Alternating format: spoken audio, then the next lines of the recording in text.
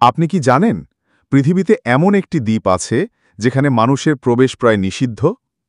এই দ্বীপের নাম সেনেক আইল্যান্ড বা স্থানীয়ভাবে ইলহা দে কেমাদা গ্রান্ডে। ব্রাজিলের সমুদ্রের মাঝখানে দাঁড়িয়ে আছে এই দ্বীপ, আর এর পুরো জায়গা জুড়েই শুধু সাপ।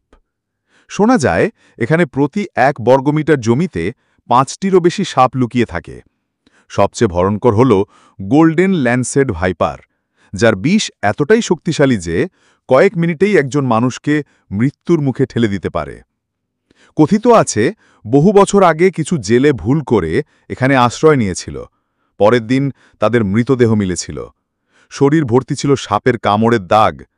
এমনকি বলা হয় এই দ্বীপে একসময় একটি বাতিঘর ছিল। সেখানে বসবাসকারী পরিবারকে এক রাতে সাপেরা আক্রমণ করে মেরে ফেলে। তারপর থেকে দ্বীপটি সম্পূর্ণ পরিত্যক্ত। আজকে এই দ্বীপে যেতে হলে ব্রাজিল সরকারের বিশেষ অনুমতি লাগে, আর সাথে থাকতে হয় সশস্ত্র গাইড ও ডাক্তার, কারণ একবার ভুল করলেই আপনার শেষ নিশ্চিত। সেনেক আইল্যান্ডকে এখন পৃথিবীর সবচেয়ে ভয়ঙ্কর ও রহস্যময় দ্বীপগুলোর একটি ধরা হয়।